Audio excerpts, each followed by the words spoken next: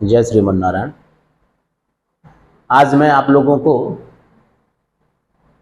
एक इस तरीके का उपाय बताता हूं जिससे कि यदि आप लगातार बीमार रहते हैं, आपके शरीर में हमेशा दर्द बना रहता है, कुछ न कुछ छोटा रोग आपके शरीर में बार बार उत्पन्न हो जाता है, गंभीर रोग नहीं, इसको ध्यान देना कि गंभीर रोग के लिए ये उपाय काम नहीं करेगा। छोटा रोग है, सामान्य छोटा रोग का मतलब कि बार बार आप दवा करते हैं, आराम हो जाता है, फिर दूसरा रोग उत्पन्न हो जाता है, दवा करते हैं, फिर आराम, फिर दूसरा रोग, इस तरीके का रोग।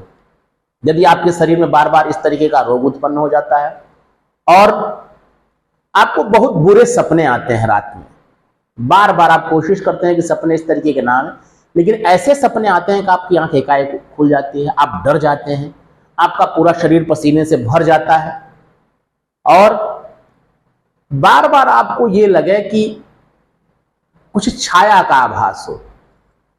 कभी कभी ऐसा भी होता है, जिसने अनुभव किया होगा, कभी कभी आपको लगता होगा कि मैं यहां हूं, बार बार कोई छाया चली गई, आज ऐसा लगा, फिर कल ऐसा लगा, फिर परसों ऐसा लगा, रात में ऐसा लगा, इस तरीके का यदि आभास हो आपको तब, और आपके शरीर से बार बार धन हानि होती हो, अर्थात आप जहां हाथ अपना लगाते हैं, आप अपना हाथ जहां यूज करते हैं कमाने के लिए, जहां पैसा लगाते हैं, वहां आपको बार बार धन हानि हो जाए। छोटा सा उपाय करते हैं, 1 महीना 2 महीना, छोटा सा रोजगार खोलते हैं, 1 महीना 2 महीना 4 महीना चला, फिर धन हानि हो गई। अर्थात आपको लगे कि नहीं, कुछ मेरी अच्छी स्थिति नहीं बन पा रही व्यापार से, बार बार धन हानि ही हो रहा है। तथा यदि आपको लगे कि किसी दूसरे ने मेरे परिवार पर या मेरे शरीर पर कुछ किया कराया है, इन समस्याओं से निपटने के लिए, दूर होने के लिए, बचने के लिए आपको आज एक छोटा सा उपाय बताता हूं। आपको सबसे पहले क्या करना है, 10 रुपए का कच्चा धार लेना है। दुकान पे 10 रुपए का कच्चा धार आप कहेंगे मिल जाएगा। उस कच्चे धार में आपको ध्यान रखना है कि लौंग जरूर रहे, कच्चे धार में लौंग जरूर रहे। कच्चा धार दुकान देगा। उस कच्चे धार को लोटे में घोलना है, 1 लोटा पानी भर लेना है। साथ में आपको 10 रुपए का ही कच्चा सूत खरीदना है। कच्चा धार 10 रुपए का और वही 8 या 10 रुपए का कच्चा सूत खरीदना है। और 2 या 3 जायफल ले लीजिए, 1, 2 या 3, ज्यादा से ज्यादा 3, कम से कम 1 नींबू ले लीजिए। इतना खरीद करके आइए, मंगलवार या रविवार के रात में लगभग 10, साढ़े 10, 11 बजे रात में, ये क्रिया रात में ही करनी होती है। रात में आप बैठ जाइए, लोटे में कच्चा धार घोल लीजिए। उसके बाद उस कच्चे धार को लोटा सहित, जो आप बैठ जाइए, आपके घर का कोई सदस्य आपके सर पर 15 बार या 21 बार घुमावे। उस कच्चे धार को 15 बार या 21 बार घुमाना है। फिर आपको क्या करना है कि जो आपने कच्चा सूत खरीदा है उसको अपने पैर के अंगूठे से दबाइए और हाथ ऊपर उठा दीजिए, मध्यमा अंगुली के ऊपर, मध्यमा अंगुली के बराबर तक। ऐसे हाथ ऊपर उठाएंगे तो मध्यमा अंगुली के बराबर तक वो कच्चा सूत तोड़ लीजिए। फिर उसको लपेट लीजिए, एक कागज में उसको फिर पुड़िया बना के रख लीजिए। जो कच्चा धार आपके सर के ऊपर 15 बार या 21 बार घुमाया गया है, यह कहते हुए कि इनके शरीर पे जो भी देवादि प्रकोप है, जो भी छायादि प्रकोप है, जो भी नकारात्मक ऊर्जाएं हैं या जो भी समस्याएं हैं, आपकी जो समस्या रहेगी उसी की चर्चा करते हुए वो जो परिवार का सदस्य है, वो जो लोटा घुमाता रहेगा, वो यही बार बार कहे। ऐसा कह करके आप वो जल जो है, आप या आपके परिवार का कोई और दूसरा सदस्य या वही जो जिस व्यक्ति ने जल घुमाया है वही घर से निकले।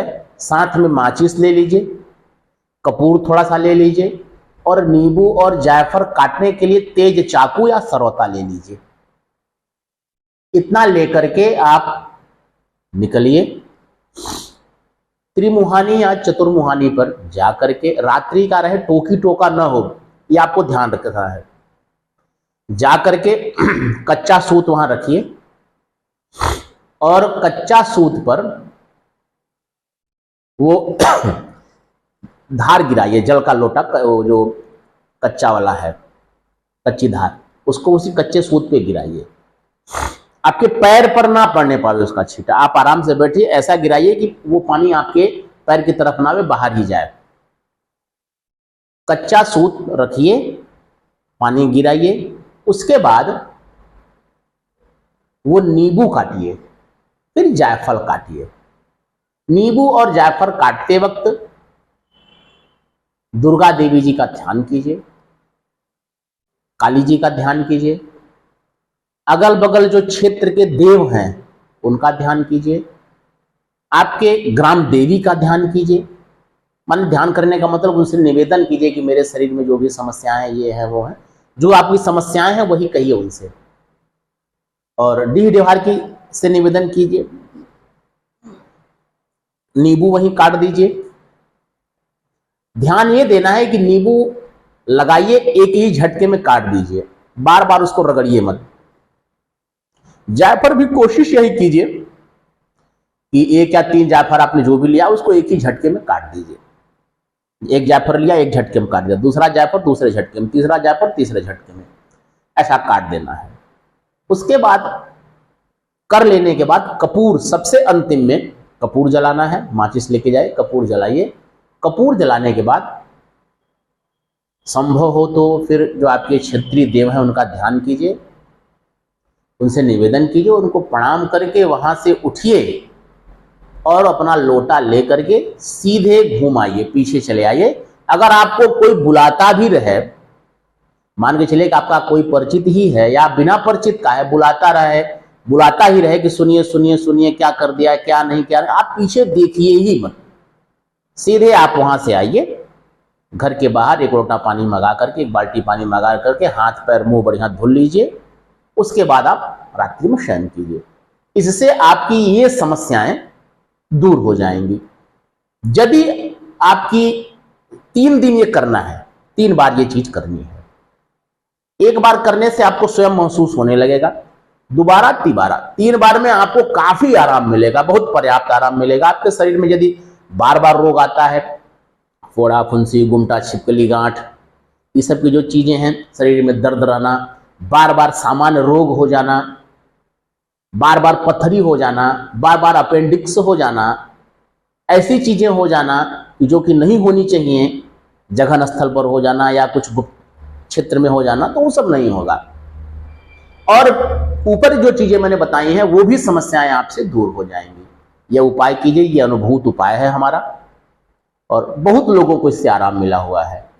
आप भी इसका उपाय कीजिए, आप भी आराम लीजिए। जय श्री मन्नारायण।